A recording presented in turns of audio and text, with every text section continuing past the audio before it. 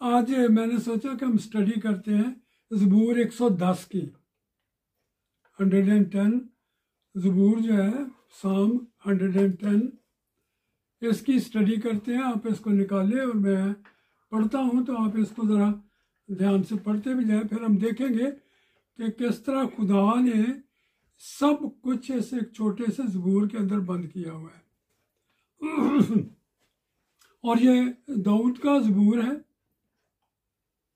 और दाऊद ने इल्हाम के ज़रिए, जो खुदा के पाक रूह का इल्हाम उसे हासिल हुआ, उस इल्हाम के वसीले से उसने इस ज़बूर को लिखा हुआ है।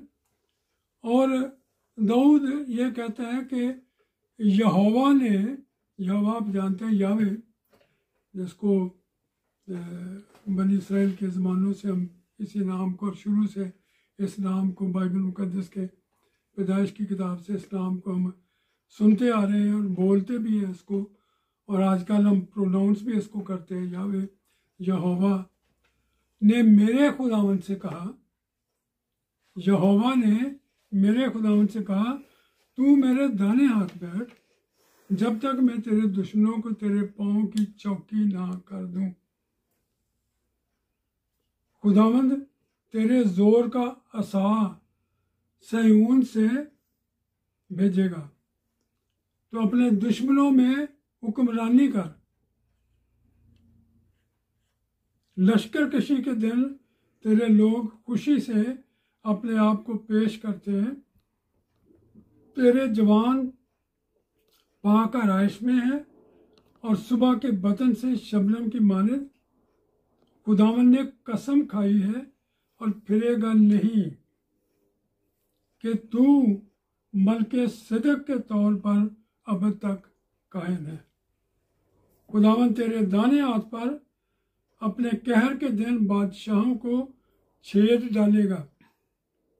वो कौमों में अदालत करेगा, वो लाशों के ढेर लगा देगा और बहुत से मुल्कों में सरों को कुचलेगा। वो राह में नदी का पानी पिएगा,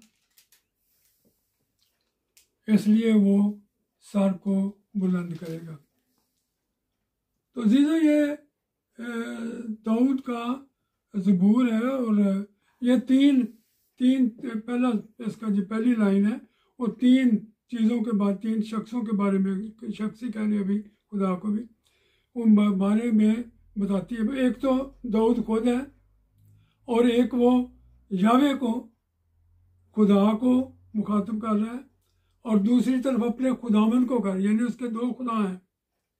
एक तरफ यावे है, एक तरफ खुदावंद है, एक तरफ वो खुद है। ये भी एक किस्म की ट्रिनिटी बनी हुई है।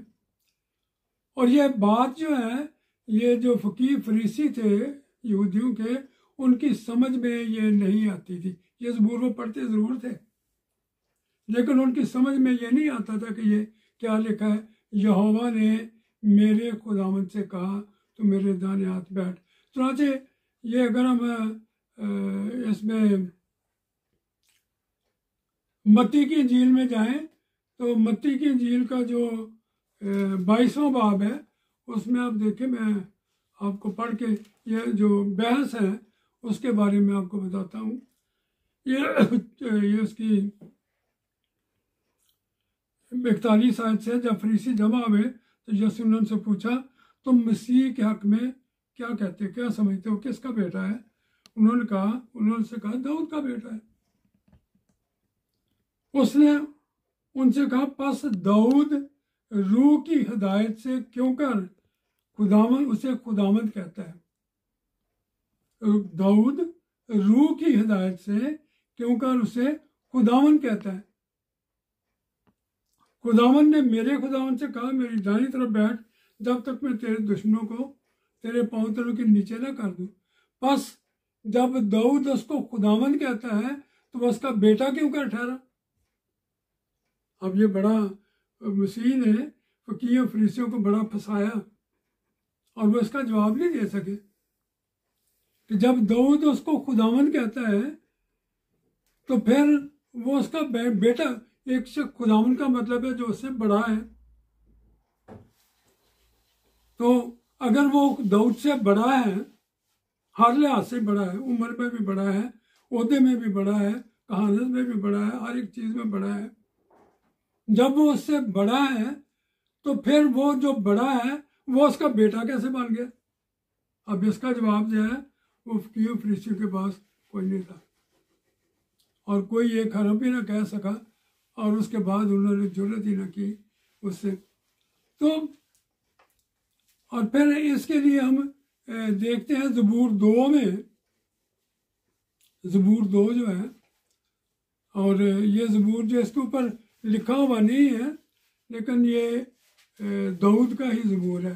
2 ज़बूर जो है वो दाऊद का ज़बूर है, और इसको हम इमाल की किताब उसके 4 बाब की 25वीं आयत में देखते, वहाँ लिखा है कि दाऊद इल्हाम के साथ क्यों ये कैसे ये कहता है, इमाल की किताब में ये लिखा हुआ है, तो इसलिए ये दाऊद का ज़बूर ही है 2 नंबर पे। और इसकी 6ठी आयत में देखें, मैं यानी ये यावे, अब जैसे वहाँ पर यावे का जिक्र करता है 110 ज़बूर में, यानी यहोवा जो है, तो यहाँ पर भी यावे जो है यानी यहोवा जो है वो 6ठी आयत में कह रहा, मैं तो अपने बादशाह को, बादशाह कौन है? मसीह खुदावंद, मैं तो अपने बादशाह को अपने कोहे मुकद्दस सयून पर बिठा चुका। अब ये कोहे मुकद्दस सयून जो है, मेरे पास वो वक्त बहुत कम होते हैं, मैंने सोचा हुआ वैसे कि आपको किसी वक्त मैं कोहे सयून की स्टडी करवाऊँ, और किसी वक्त मैं आलिव, माउंट ऑफ आलिव जो है कोहे जैतून, उसकी स्टडी करवाऊँ। ये बड़ी इम्पॉर्टेंट है, एंड टाइम में भी ये दोनों बड़ी इम्पॉर्टेंट है, माउंट ऑफ जायन और माउंट ऑफ ऑलिव्स, इनकी स्टडी करना, ये मतलब हम एंड टाइम के कुछ हिस्से को, बहुत सारे हिस्से को समझते हैं इनसे। तो मैं ज़रूर किसी वक्त कोशिश करूँगा कि आपको माउंट जायन और माउंट ऑफ ऑलिव जो है इनके बारे में, अगर ना हो सका तो दोनों को एक ही में इकट्ठा करके तो मैं आपको बता दूँ। बरसूरत मैं उस फरमान को बयान करूँगा, ये 7वीं आयत है, खुदावन ने मुझसे कहा तू मेरा बेटा है। खुदावन ने मुझसे कहा तू मेरा बेटा है। अब ये मसीह खुदावन मतलब इसको कह रहा है कि खुदावन ने मुझसे कहा तू मेरा बेटा है, आज तू मुझसे पैदा हुआ, मुझसे मांग, मैं कौमों को तेरी मिरास के लिए, यानी सारी कौमें जो हैं दुनिया की वो मसीह की मिरास हैं, और ज़मीन के इंतहाई हिस्से तेरी मलकियत के लिए तुझे बख्शूंगा। और तू क्या करेगा? तू उनको लोहे के असास से तोड़ेगा, हुकूमत, इख्तियार, कुम्हार के बर्तन की तरह तो उनको चिकना चूर कर डालेगा। तो यहां आप देखें, ये भी दाऊद का ही ज़बूर है। तो उसमें बादशाह कौन है? मसीह खुदावन, और वो खुदा का बेटा है, और उसे कहा गया है कि तू मांग, और ये सारी कौमें, दुनिया की जितनी कौमें हैं, ये तेरी मिरास में ठहरेंगी, और ज़मीन के सारे हिस्से, कुल मलकियत, पहाड़, ये वादियाँ और दरख्त और जंगल और जो कुछ भी है दुनिया के अंदर, समंदर, सब कुछ जो है वो सब कुछ मैं तेरी मलकियत के लिए बख्शूंगा, और ज़मीन के इंतहाई हिस्से, और तू क्या करेगा? उनके ऊपर लोहे के असास है। अब देखिए, असा जो है, हर बादशाह के पास एक इख्तियार होता है, और वो इख्तियार का असा उसके पास होता है। ये जो जितने बाइबल मुकद्दस में ये पिछले बादशाह, ये ना सिर्फ यहूदी बादशाह बल्कि जो गैर मुल्कों, गैर मज़हब के दूसरे बादशाह थे, उनके पास भी उनका अपना एक सेप्टर होता था, एक असा उनके पास होता था। और वो असा जो है वो, आपको याद है कि जब एस्टर ने जाना था बादशाह के सामने, तो हर शख्स जो बादशाह के सामने बगैर पूछे चला जाए वो वाजिबुल कत्ल था, उसको कत्ल होना था, जब तक अगर बादशाह अपने इख्तियार का असा जो है उसकी तरफ ना बढ़ाए। तो जब ये एस्टर उसके सामने गई तो उसने अपने असा को पकड़कर उसके सामने उसको आगे कर दिया। इख्तियार, उसके पास इख्तियार है।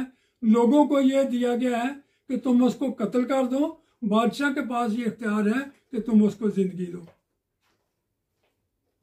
तो एस्टर को जिंदगी मिल गई।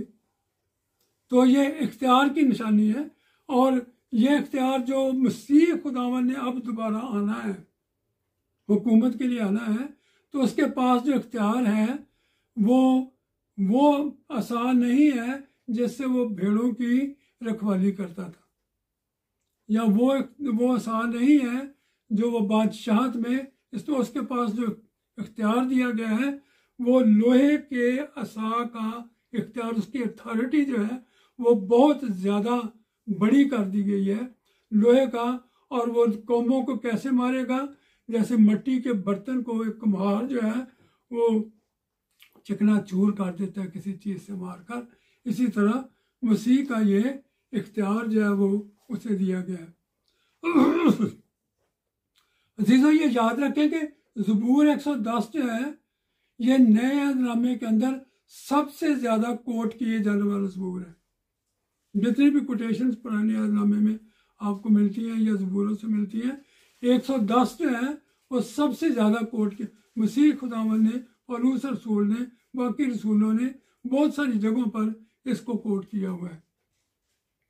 तो ये सबसे ज़्यादा कोट किया जाने वाला ज़बूर है। तो आगे तो उसकी दुश्मनों की दूसरी आयत जो है, पहली आयत का दूसरा, जब तक मैं तेरे दुश्मनों को तेरे पांव तलों की चौकी ना कर दूं। इसको भी आप समझे। और मसीह ने यह खुल्लम खुला फकीयों फरीसियों को बताया और उन्हें कहा कि मैं बादशाह हूँ और मैं बादशाह। अगर हम लूका की इंजील में आप देखें, उसकी 19वें बाब में, लूका की इंजील, मैं थोड़ा सा आपको उसमें से ज़रूर पढ़ के देता हूँ। उसका 19 बाब है, लूका की इंजील, उसका 19 बाब।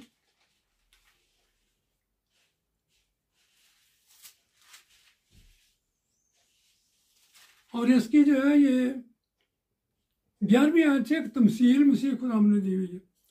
मैं सारी तमसील नहीं पढ़ता, आपने पढ़ी होगी या नहीं पढ़ी तो आप इसको बाद में पढ़ लें। लिखा है, बस भैया मैं 12वीं आयत से पढ़ रहा हूँ। बस उसने कहा, एक अमीर दूर दराज मुल्क को चला ताकि बादशाही हासिल करके फिर आए। बादशाही हासिल करके उसने अपने नौकरों में से 10 को बुलाकर उन्हें 10 शक्तियाँ दी। उनसे कहा, मेरे वापस आने तक लेन देन करना। ये कलीसिया है जिन्हें खुदा ने दिया हुआ है। मैं अभी तो इसको इस पर नहीं कुछ कह रहा, लेकिन आगे 14वीं आयत को देखें। लेकिन उसके शहर के आदमी, ये शहर दुनिया है, इस दुनिया के लोग जो हैं उससे अदावत रखते थे और अब तक भी रख रहे हैं। इस वक्त भी अदावत बहुत है। मसीह के साथ आप देखें कि सारी दुनिया की अदावत जो है वो मसीह के साथ है। और मसीह खुदावंद कहाँ गया हुआ है? आसमान पर गया हुआ है बादशाही को हासिल करने के लिए। और उसके पीछे एलचियों की ज़बानी के अला भेजा। हम नहीं चाहते कि ये हम पर बादशाही करे। वो मसीह की बादशाहत को तस्लीम ही नहीं करते। और ये हम सारे जानते हैं, इस वक्त दुनिया के अंदर मसीह की बादशाहत को कोई दूसरे मसीहियों के अलावा बाकी सारे के सारे जो हैं, यहूदी जो है वो इसको ज़रूर तस्लीम करते हैं, लेकिन वो उसको फर्स्ट कमिंग कहते हैं। जब हम उसको सेकंड कमिंग कहते हैं, वो उसको फर्स्ट कहते हैं। लेकिन उसके अलावा बाकी सारी दुनिया के अंदर कोई मुल्क जो है मसीह की बादशाहत को तस्लीम नहीं करता। सब के सब मसीह के खिलाफ और मसीहियों के खिलाफ, मसीहियों के खिलाफ और मसीह के खिलाफ है। और आगे उसकी सारी तफसील फिर दी गई है। ये बाद में किसी वक्त मैं आपको इसके बारे में पूरा बताऊंगा। लेकिन यहाँ यह है कि जब तक तेरे दुश्मनों को, अब मसीह क्यों वहाँ गया हुआ है? उसके दुश्मन नीचे हैं। और ये दुश्मन जो है ये उसको आने नहीं देना चाहते, उसकी आमद को रोक रहे हैं कि वो ना आए और ना उसकी हुकूमत बने। लेकिन खुदावंद क्या करेगा, तेरे जोर का असा, उसके पास पूरी अथॉरिटी और पावर का जो सेप्टर होगा वो उसे देगा, लोहे का सेप्टर उसे देगा, वो सैऊन से भेजेगा, तू अपने दुश्मनों पर हुक्मरानी कर। तो मसीह ने आना है ताकि वो दुश्मनों पर हुक्मरानी करे। लश्कर कशी के दिन तेरे लोग खुशी से अपने आप को पेश करते हैं, तेरे जवान जो मसीह के, तेरे जवान पाक आराइश में है और सुबह के बतन से शबने की मानद। और फिर आगे आप देखें कि खुदावन ने कसम खाई है और फिरेगा नहीं कि तू मलके सिले के तौर पर अब तक कायम है। आप ये भी याद रखें, पुराने ज़माने में जो बादशाहत होती थी, मैं आपको एक बात और भी बताऊं, वो बात यह है कि जो डेमोक्रेसी है ना, इस वक्त दुनिया में बहुत डेमोक्रेसी है, डेमोक्रेसी खुदा का इंतज़ाम नहीं है, ये याद रखें। डेमोक्रेसी खुदा का इंतज़ाम, खुदा खुद बादशाह है, खुदा बादशाहत करता है, कुल दुनिया का बादशाह है, हमारा बादशाह है, तो खुदा बादशाहत करता है, इसलिए बादशाहत खुदा ही की है और खुदा इलेक्ट नहीं करता। अब ये इलेक्शन का एक बड़ा नुकसान ये होता है कि अगर वोट गलत लोगों को पड़ जाए तो वे फिर अपनी मनमानी शुरू कर देते हैं, वो फिर दूसरों को नहीं देखते। तो इसलिए ये जो डेमोक्रेसी है वो खुदा की नहीं है। तो मैं आपको ये बता रहा था कि पुराने ज़माने में जो बादशाह होते थे उनके पास कम से कम बहुत सारी अथॉरिटीज़ के साथ तीन जो प्रोमिनेंट अथॉरिटीज़ होती थी, उनमें एक तो ये थी कि वो बादशाह होते थे, सारी हुकूमत उनके इख्तियार में होती थी, बादशाहत उनके इख्तियार में। दूसरी ये थी कि वो चीफ प्रीस्ट भी होते थे, बड़े सरदार काहिन वही होते थे, दूसरे उनके नीचे काम करते थे। और तीसरी बात जो थी वो ये थी कि वो अदालत करते थे, जजमेंट जो है वो उनके इख्तियार में होती थी। यही तीन चीज़ें जो हैं वो मसीह के इख्तियार में है। मसीह बादशाह है, मसीह बड़ा सरदार काहिन है, मसीह बादशाह है, मसीह बड़ा सरदार काहिन है, और मसीह जो है वो अदालत उसी की है और उसी ने, और जैसे हम देखते हैं मुकाशफा की किताब में, पहली भी अदालत जो 20वें बाब की अदालत है वो भी है, और उसके बाद फिर हम वाइट थ्रोन जजमेंट जो है उसको देखते हैं। तो अदालत उसी ने करनी है, सारी कौमों की, सारे लोगों की, अपने साथ जो उसके कारिंदे हैं, पुलिसिया है, पुराने ज़माने के मुक़द्दसीन हैं, 12 शागिर्द हैं, वो सब उसके साथ होंगे। ये बाइबल मुक़द्दस में इसका सारा जिक्र है। तो तू मलके सिदक, अब मलके सिदक का बेटी ने आपको कई दफ़ा पहले भी इसके बारे में बताया पैदाइश की किताब में, और पैदाइश की किताब के 14वें बाब में जब अब्राहम उसको लूत को छुड़ा के लाया, तो ये मलके सिदक जो सालम का बादशाह, सालम मीन्स पीस, सुलह का, और ये भी है जो यरूशलेम है ना, यरूशलेम का नाम जो है वो असल में है जेरूसलेम। सलेम जो है वो सालम है, जिसको उर्दू में सालम कहा गया ना, वो जेरूसलेम है, जिसको हम यरूशलेम कहते हैं या यरूशलीम कहते हैं, ये जेरूसलेम है। तो सलेम उसके साथ पहले से लगा हुआ है कि वो पीस यानी अमन का जो भी उसकी जिसकी भी हुकूमत, उसका बादशाह जो है वो इस मुल्क के इसलिए ये शहर जो है यरूशलेम, ये इब्तदा ही से खुदा का शहर है, किसी और का शहर ये नहीं है और ना ही हो सकता है। यरूशलेम खुदा ही का शहर है, शुरू से ही है। कत्लो गारत होता रहा, जो कुछ होता रहा वो अलग बात है, क्योंकि हुकूमतें उसके ऊपर काबिज होती रही है। लेकिन वो शहर जो है वो खुदा का ही शहर है, वो अमन का शहर है, उसका नाम ही अमन का शहर है। तो मलके सिदक जो है वो, ये मैं इब्रानियों के ख़त में हम देखें इसको, 1 मिनट के लिए इब्रानियों का ख़त निकाले, उसका 7वां बाब है।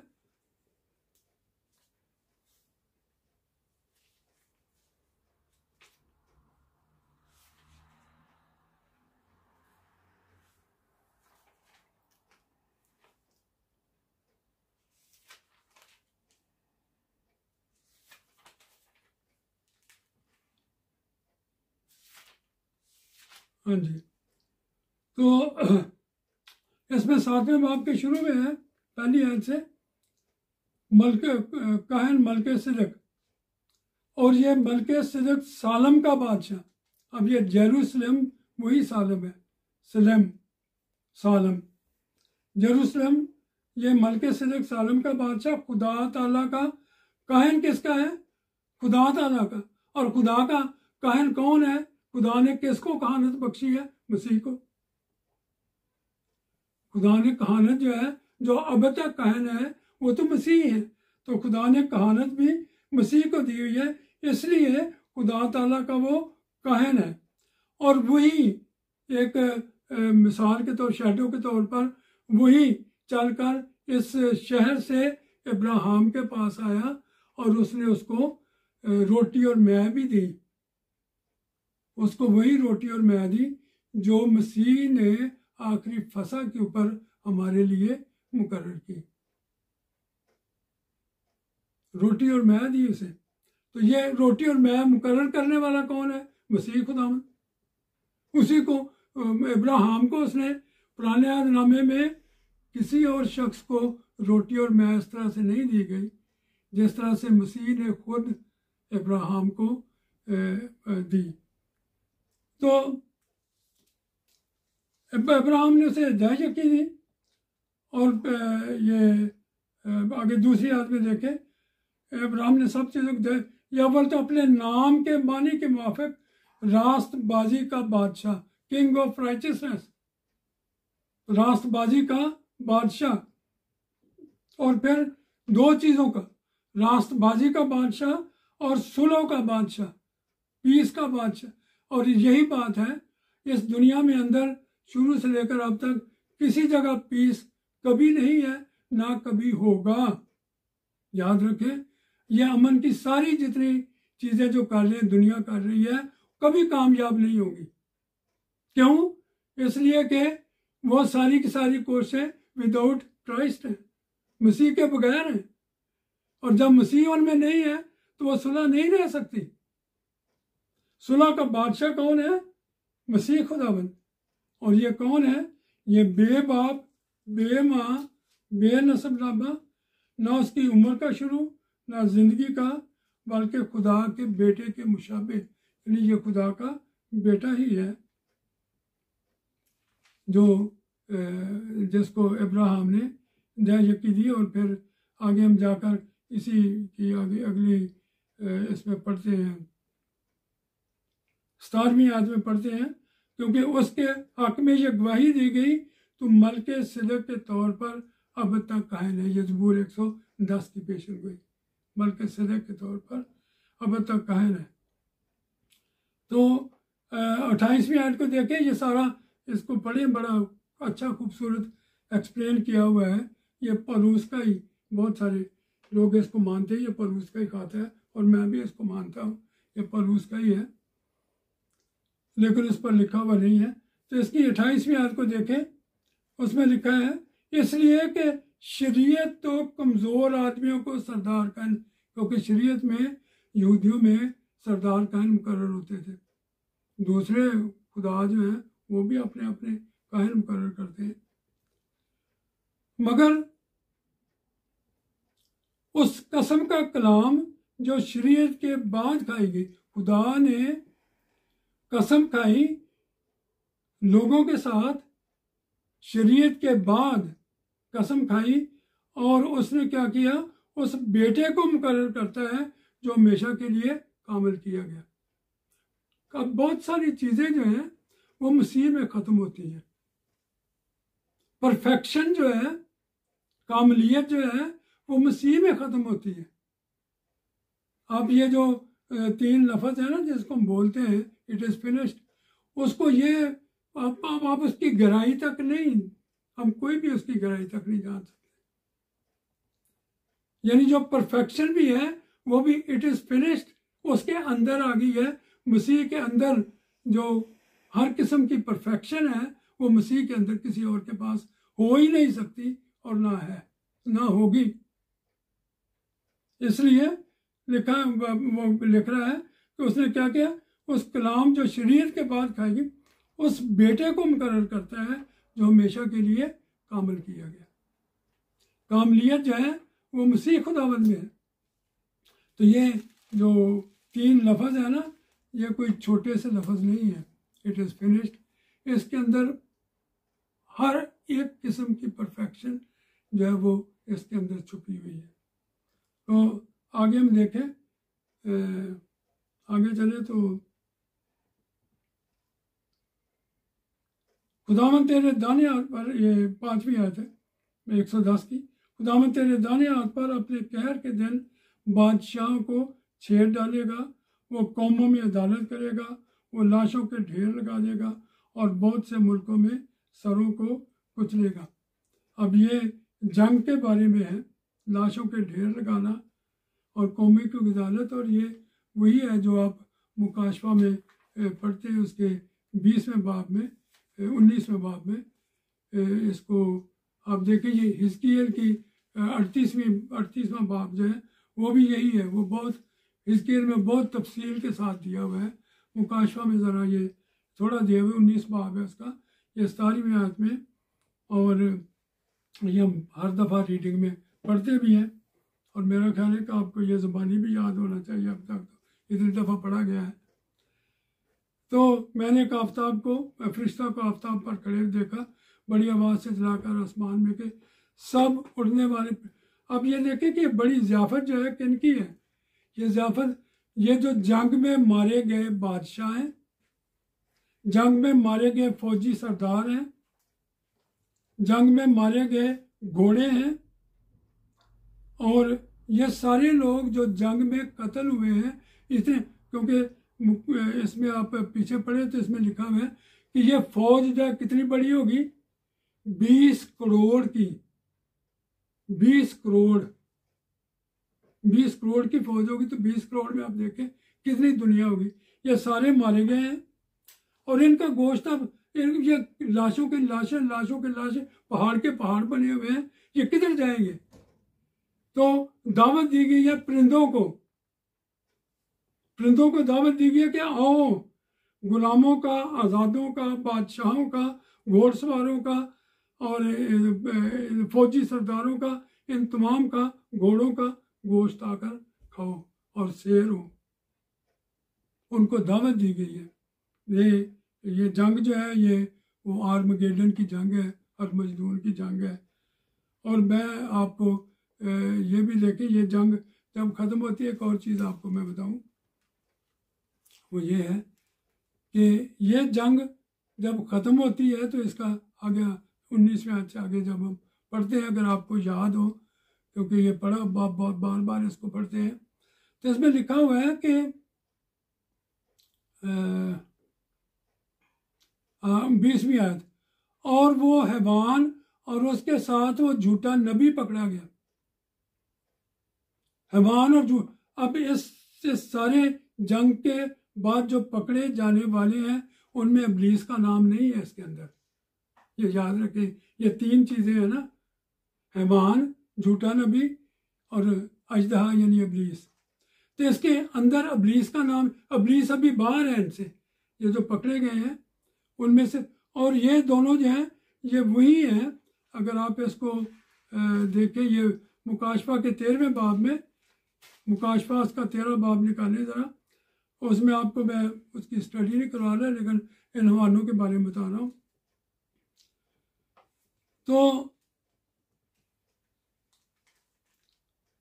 ये 12वें बाब की जो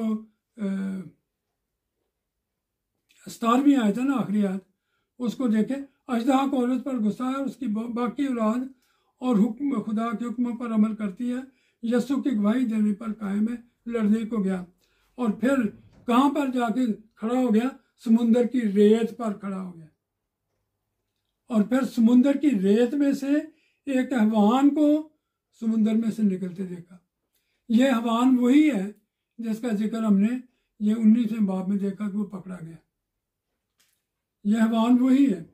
और ये हैवान जो है, उसने ये जो इब्लीस था यानी अजदहा था, जिसका जिक्र 12वें बाब की 17वीं आयत में है, ये इब्लीस या अजदहा जो था, उसने अपना, आगे देखें ये दूसरी आयत के दूसरे में है, अजदहा ने अपनी कुदरत और अपना तख्त और अपना बड़ा इख्तियार उसको दे दिया। ये ट्रांसफर ऑफ पावर है। अजदहा ने अपनी यानी इब्लीस ने अपनी सारी पावर जो है वो किसको डेलीगेट कर दी?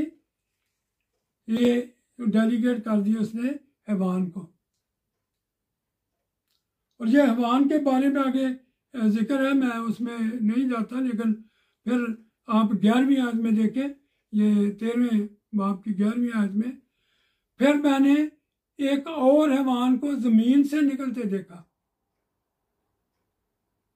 ये 2 हैवान हो गए। अब याद रखें, अजदहा तो ऊपर है जिसने अपना इख्तियार पहले हैवान को दे दिया है, और अब जमीन से दूसरा हैवान निकल रहा है। और ये दूसरा हैवान जो है, ये जो पहला हैवान है जिसको इब्लीस ने इख्तियार दिया था, उसने जो इख्तियार दिया था वो सारा इख्तियार, ये इसकी 12वीं आयत में देखें, और ये पहले हैवान का सारा इख्तियार उसके सामने काम मिला। जो इख्तियार पहले हैवान का था वो उसको प्रैक्टिकली इख्तियार में लाते हुए ये हैवान जो है दूसरा हैवान जो है वो उसको इख्तियार में ला रहा है। तो ये 2 हैवान है, और ये दोनों हैवान जो है ये आगे वो तो उसका जिक्र तो दूसरी बात के साथ है, वो मैं बाद में फिर किसी वक्त बात होगी तो बता दूंगा। लेकिन ये दोनों हैवान जो है ये क्या है? ये अब ये इसकी जो आयत 20वीं आयत है उसमें लिखा है वो हैवान, और उसके साथ दूसरा हैवान जो है वो झूठा नबी है, जो प्रैक्टिकली इख्तियार में लाता है वो झूठा नबी है। तो पहला हैवान और दूसरा हैवान ये दोनों आर्मगेडन की जंग में पकड़े जाते हैं, और दोनों जो क्या करते हैं उनको आग की झील में डाल दिया जाता है। ये जब इब्लीस को पकड़ा जाता है याजूज माजूज की जंग के बाद, तो उस वक्त ये दोनों जो है वो ऑलरेडी उस झील के अंदर मौजूद हैं, जहाँ पर इब्लीस को फिर इनके साथ शामिल किया जाता है। तो अजीजों, ये 2 हैवान हैं। और फिर इसके साथ आप देखते हैं कि कौमों में अदालत, ये 20वें बाब में आप देखते हैं, मुकाशफा के 20वें बाब में अदालत जो है ये सारी यहाँ पर